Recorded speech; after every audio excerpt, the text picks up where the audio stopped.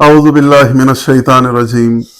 بسم اللہ الرحمن الرحیم السلام علیکم ورحمۃ اللہ وبرکاتہ۔ ناظرین محترم، شوال المکرم 1446 ہجری کا آغاز ہو گیا ہے۔ آج چاند رات یعنی شب عید الفطر ہے اور شب عید الفطر میں خصوصی پروگرام لے کر عید الفطر کی اہمیت و فضیلت کے سلسلے میں حاضر ہوئے ہیں۔ ناظرین محترم، آج کا یہ خصوصی پروگرام عید الفطر کی اہمیت و فضیلت جو انتظامیہ کمیٹی خاتم الانبیاء لائبریری پونچھ کے زیر اہتمام ہو رہا ہے، آپ تمام ناظرین کا آج کے پروگرام میں خیر مقدم کرتا ہوں اور آپ تمام ناظرین کی خدمت میں عید سعید فطر کی مناسبت مبارکباد پیش کرتا ہوں۔ آج کے پروگرام میں قبلہ و کعبہ حجت الاسلام و مسلمین مولانا سید قرار حسین جعفری صاحب قبلہ ہمارے مہمان ہیں۔ میں قبلہ و کعبہ کا بھی خیر مقدم کرتا ہوں۔ السلام علیکم ورحمۃ اللہ وبرکاتہ۔ وعلیکم السلام ورحمۃ اللہ وبرکاتہ۔ قبلہ عید سعید فطر کی مناسبت آپ کی خدمت میں ہدیہ مبارکباد پیش کرتا ہوں۔ قبلہ آج شب عید ہے، اس حوالے سے آپ سے جاننا چاہیں گے کہ عید کیا ہے، عید کا فلسفہ کیا ہے، اس سلسلے میں ہماری رہنمائی فرمائیں۔ اعوذ باللہ من الشیطان اللعین الرجیم، بسم اللہ الرحمن الرحیم، الحمد للہ رب العالمین، والصلاة والسلام علی اشرف الانبیاء والمرسلین وعلی آلہ الطیبین الطاہرین المعصومین، اما بعد فقد قال امیر المؤمنین علی بن ابی طالب علیہ السلام: الیوم لنا عید وغدا لنا عید وَكُلَّ يَوْمٍ لَا تُعْصَى اللَّهُ فِيهِ فَهُوَ لَنَا عِيدٌ۔ پہلے تو عید سعید فطر کی میں اپنی جانب سے اور خاتم الانبیاء لائبریری کی پوری ٹیم کی جانب سے اور تمام سننے والے اور دیکھنے والوں کی جانب سے حجت یگانہ امام زمانہ جل اللہ تعالیٰ فرج الشریف کے اقدس میں مبارکباد پیش کرتا ہوں، اور مراجع کرام رہبر معظم عالم تشیع و عالم اسلام کی خدمت میں، اور میں اپنی جانب سے آپ تمام سننے والے اور دیکھنے والوں کی خدمت میں ہدیہ تبریک عرض کرتا ہوں۔ دیکھیے، عید کا دن ہے، آج شب عید ہے۔ مولا امیر المومنین حضرت علی بن ابی طالب علیہ السلام ارشاد فرماتے ہیں: الیوم لنا عید، آج کا دن ہمارے لیے عید کا دن ہے، وغدن لنا عید، اور کل کا دن بھی ہمارے لیے عید ہے، وَكُلَّ يَوْمٍ لَا تُعْصَى اللَّهُ فِيهِ، اور ہر وہ دن جس میں معصیت پروردگار نہ کی جائے، فَهُوَ لَنَا عِيدٌ، وہ ہمارے لیے عید کا دن ہے۔ اردو زبان میں عید خوشی منانے کو کہتے ہیں، مگر عربی زبان میں عید کے لغوی معنی عود کے ہیں، یعنی پلٹ کر آنا، پلٹنا۔ شوال کے پہلے دن کو عید کے نام سے منسوب کرنے کے سلسلے میں بہت سی وجوہات بیان کی گئی ہیں، جن میں سے دو وجہیں جو اہم ہیں وہ میں اپنے سننے والے اور دیکھنے والوں کے لیے عرض کروں۔ پہلی وجہ یہ کہ عید کو عید کہنے کی وجہ یہ ہے کہ لوگ اس دن توبہ، دعا اور اپنی عبادت کے ذریعے اپنے خدا کی طرف پلٹتے ہیں، اور خدا بھی اپنی مغفرت اور بخشش کو اپنے بندوں کی طرف پلٹاتا ہے، اس لیے اس دن کو عید کا دن کہا جاتا ہے۔ اور دوسری وجہ جو مشہور و معروف ہے، جو بیان کی جاتی ہے عید کے لیے کہ عید کو عید کیوں کہا جاتا ہے،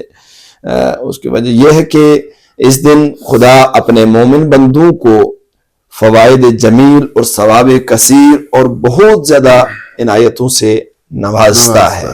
اس لیے اس دن کو عید کا دن کہا جاتا ہے۔ پیغمبر اکرم صلی اللہ علیہ وسلم فرماتے ہیں کہ خداوند عالم عید کے دن اپنے بندوں سے فرماتا ہے کہ اے لوگوں کہ جنہوں نے اپنے وظائف پر عمل کیا،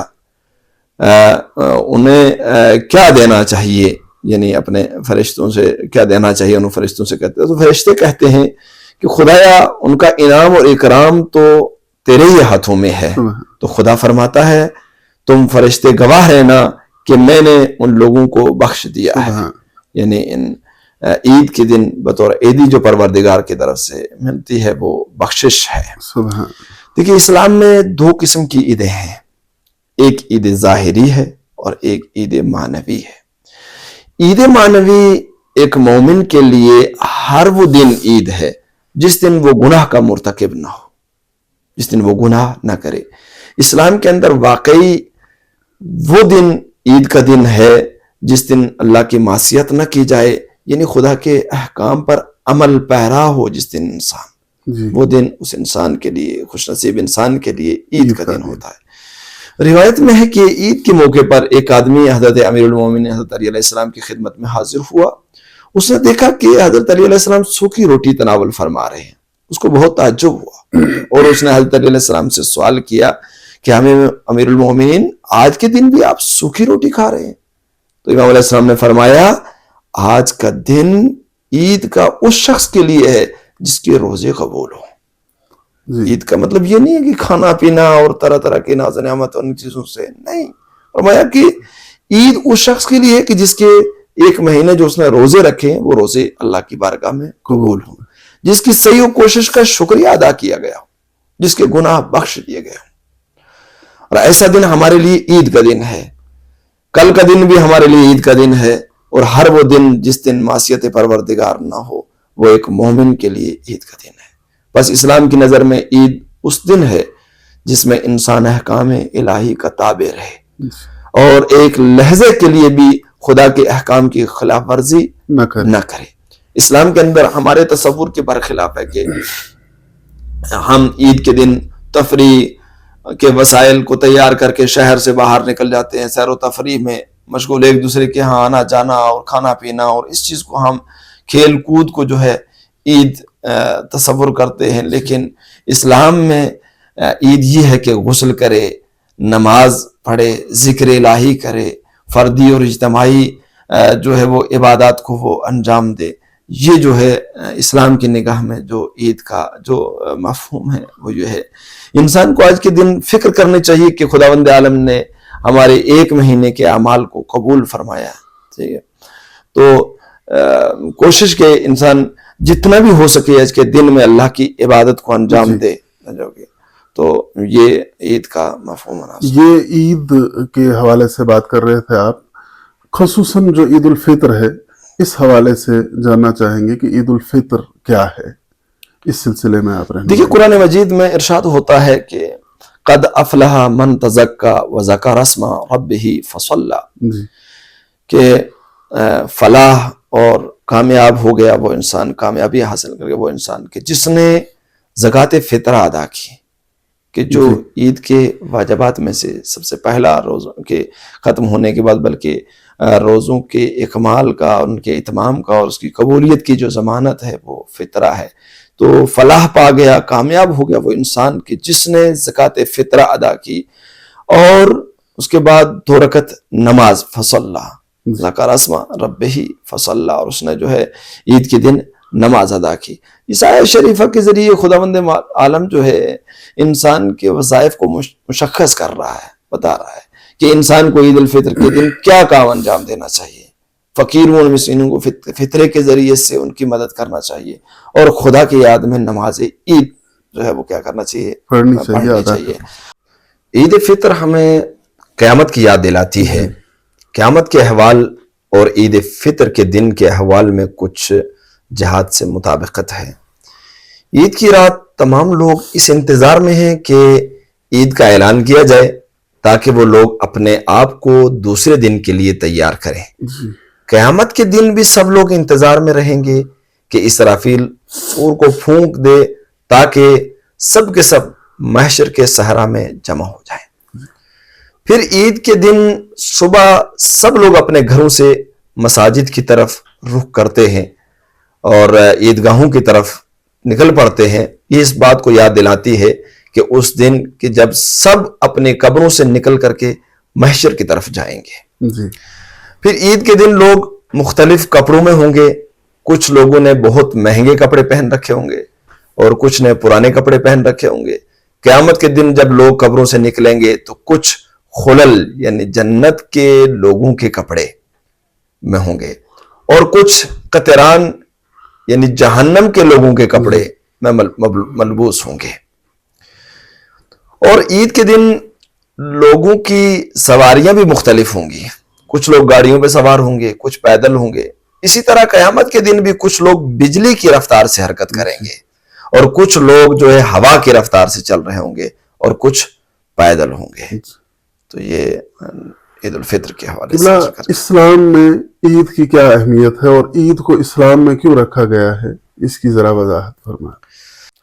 خدا نے اس دن کو عید کا دن اس لیے قرار دیا ہے تاکہ لوگ جمع ہو کر خدا کی عبادت کریں اور اس کی ستائش کریں، اور سب سے بڑی عبادت نماز عید کو برگزار کرنا ہے، جس میں تمام مسلمان ایک ساتھ جمع ہو کر خدا کی عبادت میں مشغول ہو جاتے ہیں۔ فضل ابن شازان امام علی ابن موسیٰ رضا علیہ السلام سے نقل فرماتے ہیں کہ آپ نے فرمایا کہ عید فطر کے دن عید اس لیے رکھی گئی ہے تاکہ مسلمان ایک جگہ جمع ہو جائیں اور خدا کے لیے ایک جگہ پر اپنے آپ کو ظاہر کریں اور خدا کی عبادت اور شکر گزاری کریں۔ جن چیزوں اور عنایتوں پر جو خدا نے عنایت فرمائی ہیں تاکہ ان لوگوں کے لیے عید ہو اور جمع ہونے کا دن ہو اور فطرہ دینے اور زکوٰۃ ادا کرنے کا دن ہو اور خدا کی طرف رغبت یعنی توجہ کرنے کا دن ہو اور تضرع زاری کرنے کا دن، کیونکہ خدا کو پسند ہے کہ اس دن لوگ جمع ہو جائیں اور اس کی حمد و عبادت کریں اور اس کی پرستش کریں۔ دیکھیے، ماہ مبارک رمضان میں روزہ رکھنا ایک امتحان الہی ہے، اور عید فطر کے دن مسلمانوں کو خوشی ہونی چاہیے کہ وہ اس امتحان میں کامیاب ہوئے ہیں۔ خدا کے مومن بندے اس امتحان سے کامیابی کے ساتھ نکلنے کی وجہ سے عید برگزار کرتے ہیں، کیونکہ آج کا دن جوائز اور اپنے ہدیے کو خدا سے وصول کرنے کا دن ہے۔ پیغمبر اکرم صلی اللہ علیہ وسلم فرماتے ہیں، جب شوال کا دن آتا ہے تو ایک منادی خدا کی طرف سے یہ آواز دیتا ہے، اے مومنوں، اپنے انعامات خدا کے لیے جلدی کرو، خدا حاصل کرنے کے لیے، خدا سے حاصل کرنے کے لیے جلدی کرو۔ اور پھر یہ عید کا دن مومن بندے کی عبادت اور خدا اخلاق جو کہ اس نے ماہ مبارک رمضان میں انجام دیا ہے، اس کا ایک انعام بھی ہونا چاہیے، اور وہ خدا کی طرف سے بخشش اور مغفرت ہے کہ حضرت امیر المومنین حضرت علی علیہ السلام فرماتے ہیں اپنے ایک خطبے میں، ارشاد فرماتے ہیں کہ اے بندگان خدا، جان لو کم ترین چیز جو مرد و عورت روزے دار کے لیے خدا کی طرف سے معین کی گئی ہے وہ یہ ہے کہ ماہ رمضان کے آخری دن فرشتے خدا کی طرف سے صدا دیتے ہیں، اے بندگان خدا، بشارت ہو، تمہارے گزشتہ گناہوں کو خدا نے بخش دیا ہے، آئندہ آنے والے دنوں کی فکر کرو کہ کس طرح اپنی اس تازہ زندگی کا آغاز کرنا چاہتے ہو۔ جب شوال کا چاند نظر آتا ہے تو فرشتے فریاد کرتے ہیں کہ اے مومنو، آؤ پروردگار سے اپنے روزوں کا انعام اور اپنے سعی و کوشش جو ماہ مبارک رمضان میں تم نے عبادت کی ہے اس کا صلہ اپنے پروردگار سے حاصل کرو۔ قبلہ، روز عید اظہار مسرت کا کیا انداز ہونا چاہیے؟ خوشی کس طرح انسان ظاہر کرے، اس حوالے سے؟ دیکھیے، عید فطر کے دن اپنی خوشی کا اظہار کرنا بھی لازم ہے تاکہ معلوم ہو جائے کہ آج کے دن کو عید قرار دیا گیا ہے۔ عید فطر خدا کی طرف سے ایک تکلیف الہی ہے، لہذا اس طرح عید منانی چاہیے کہ خدا بھی راضی ہو۔ اس لیے اس سلسلے میں عید منانے کے چند طریقے جو بیان کیے ہیں علماء نے، ایک تو یہ ہے کہ دوسروں کو خوش کرنا، کہ ائمہ معصومین علیہم السلام آج کی خوشی کی مختلف طریقوں سے دوسروں تک اپنی خوشی کو منتقل فرماتے تھے۔ مثلا روایات کثرت کے ساتھ ہیں کہ عید کے دن غلاموں کو آزاد فرماتے تھے۔ یہ ائمہ علیہ السلام کی سیرت رہی ہے کہ وہ یعنی عید کے دن یا عید کی رات میں غلام آزاد فرماتے تھے۔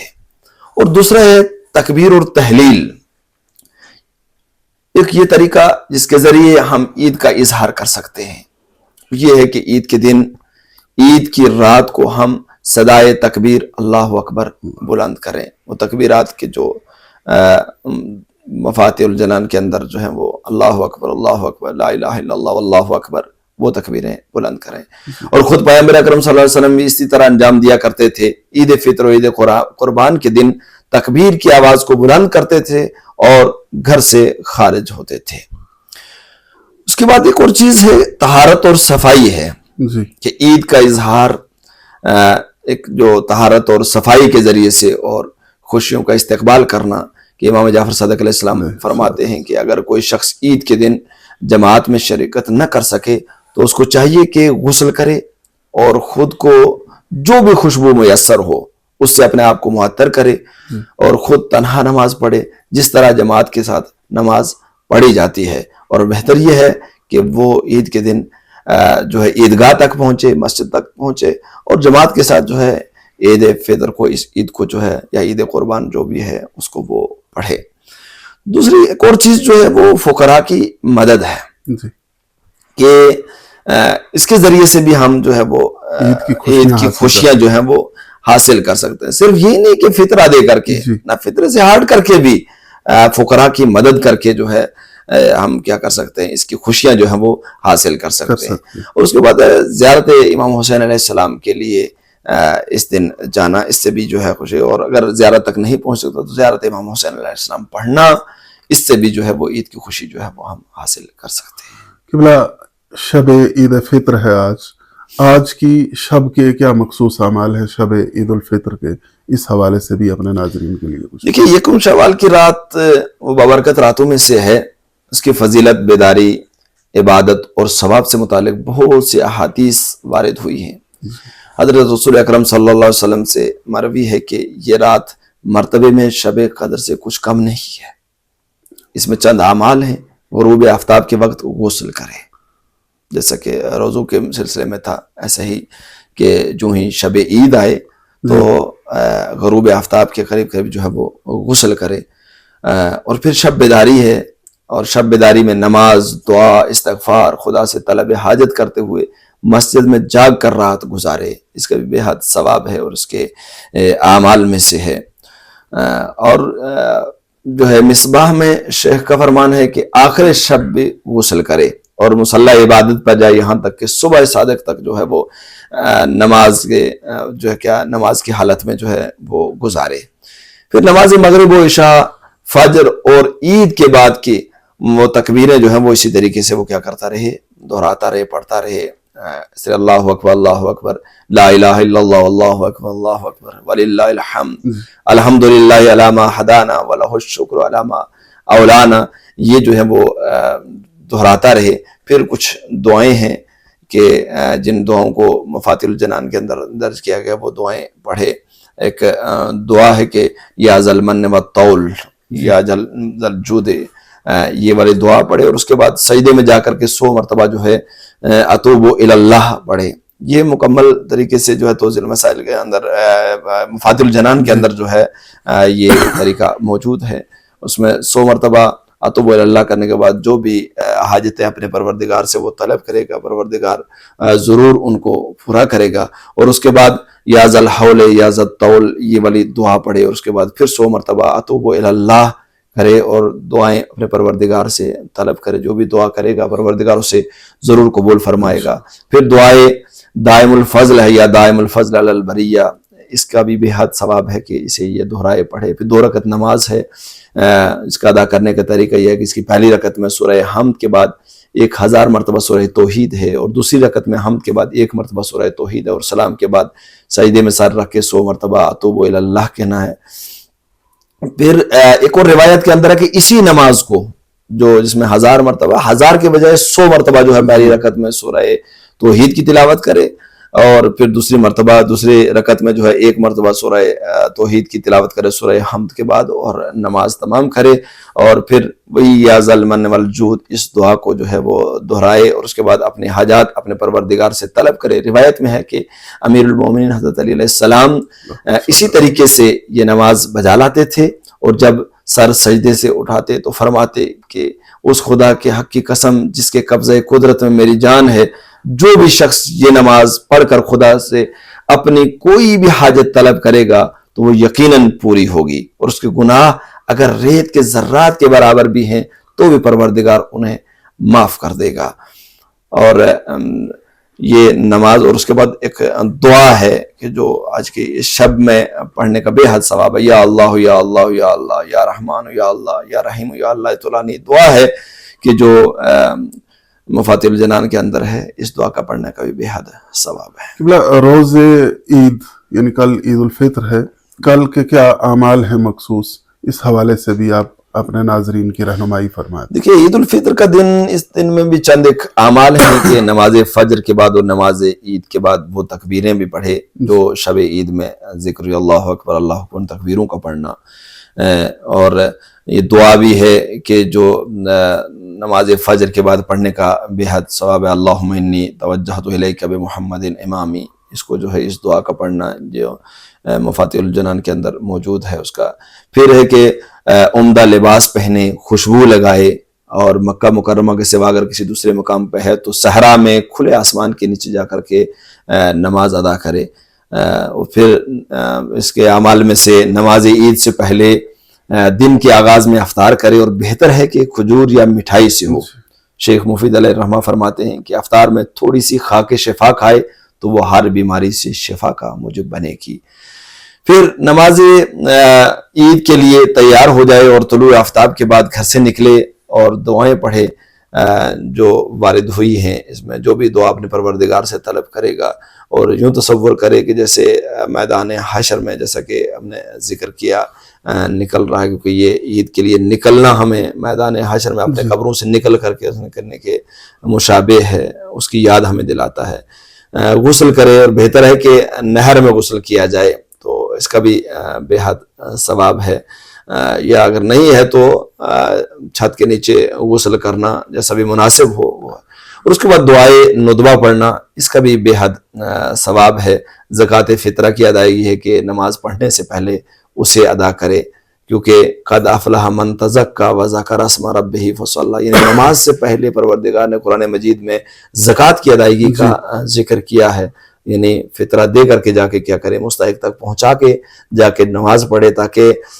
مستحق جو فقیر ہے وہ بھی خوشی سے عید کی جو ہے خوشیاں اور اپنی وہ عید منا سکے۔ پھر زیارت امام حسین علیہ السلام کا پڑھنا،